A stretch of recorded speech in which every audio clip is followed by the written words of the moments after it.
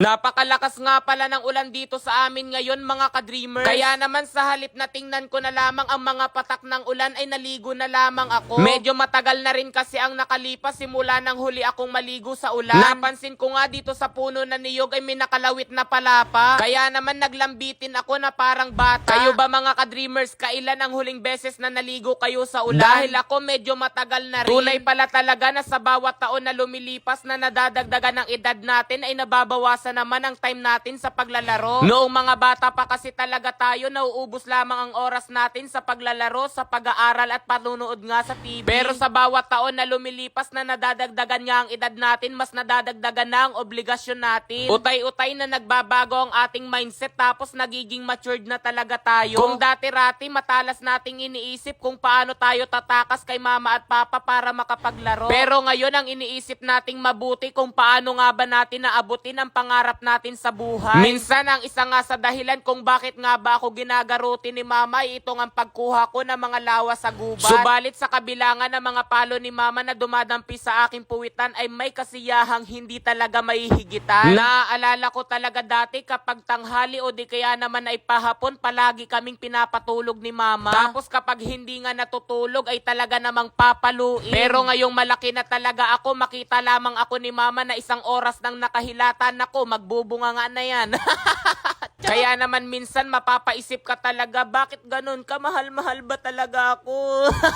Kaya naman hindi na talaga maipagkakailan na napakalaki na nga ng pagkakaiba. Minsan kapag maaalala mo, medyo malulungkot talaga. Sapagkat noong bata pa nga ako mga ka-dreamers, ang isa sa wish ko nga kay Lord ay sana lumaki na ako. Para naman makatulong na nga kay mama. Tapos makapunta nga sa iba't ibang lugar na nais ko talagang puntahan. Iyong tipong exaggerated na nga talaga yung hiling ko na sana pagising ko bukas malaki na ako at tapos na mag-aral. Tapos ngayon na narito na nga ako sa edad na hiling ko at malapit na makatapos ng pag-aaral ay nais ko naman bumalik sa pagkabata. Yung tipong nais talagang balikan yung mga childhood days para makapagliwaliw muli. Subalit ang katotohanan ay hindi na talaga pwede. At ang kailangan na nga lamang nating gawin ay tanggapin tapos harapin ang mga bagay na dumarating na sa atin ngayong edad na ito. Kailangan manatili tayong matibay ang loob at malakas ang katawan para harapin na nga ang mga dumarating na problema sa ating buhay. Pero kapag talaga punong-puno tayo ng problema, iyong tipong iniisip natin pinagtatakpan na tayo ng langit at lupa, ay hindi natin maiwasang hilingin muli kay Lord na sana bumata muli tayo at maglaro na lamang. Pero iyong totoo, hindi na talaga natin maibabalik pa. Paano mga ka-dreamers kung may time machine, iyong tipong pwede kayong bumalik na, naisin nyo rin ba? Kung wala naman talagang ganun mga ka-dreamers, ang kailangan lamang talaga nating gawin ay change what we can't accept and accept what we can change. Palitan natin yung mga hindi na natin matanggap tapos tanggapin na lamang natin yung mga bagay na hindi talaga natin mapalitan. Mahirap mang gawin mga ka-dreamers pero iyan yung reality. Minsan kasi kapag mas lalo nating pinipilit yung isang bagay, mas lalong humihirap. O, di ba para akong broken hearted?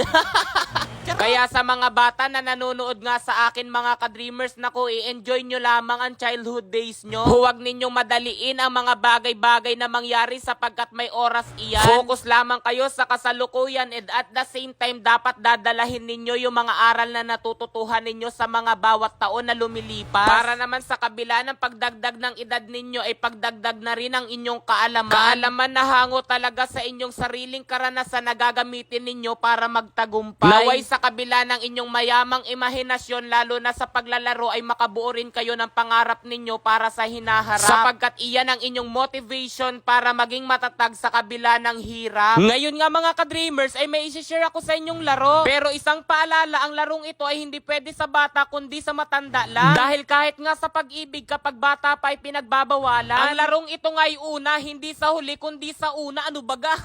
Kaya kung sa kanya kailanman ay hindi ka inuna, dito sa una game siguradong uunahin ka. Sapagkat ang una mo lang gagawin ay kailangan mo lang mag-register, mag-fill out na mga kailangang impormasyon kasama ang iyong phone number, password, referral number at verification code. Tapos kailangan mo lang i-confirm. Dahil meron na nga akong account dito sa una game ay nag-login na lamang ako. Ang isa nga sa advantage nito ay meron kang daily bonus at kinuha ko na nga yung sa akin. Bale napakarami rin talagang laro na maaari mong paglibangan. Ang una ko nga sinubukang laro rito ay color game at iyan na simula sanang magmahalan tayo. Uy, syempre kailangan nating isugal parang sa pag-ibig. Kaya naman pinindot ko na yung 5 piso at itinaya ko ito sa asul. At ayan na nga, 2, panalo ako. Woo! O diba, pag pindot mo lang, napakasaya na, pwede ka pang manalo. Kasunod ko namang sinubukan na itong dragon at tiger. Bale, tumaya nga lang pala uli ako ng 5 piso at itinaya ko ito ay sa dragon. At iyan na nga, nanalo uli ako kasi mas mataas ang barahan ng dragon kaysa sa tiger. O diba, pinili ko lang yung dragon, nanalo na ako. Siya, pinili ko, hindi naman ako nanalo.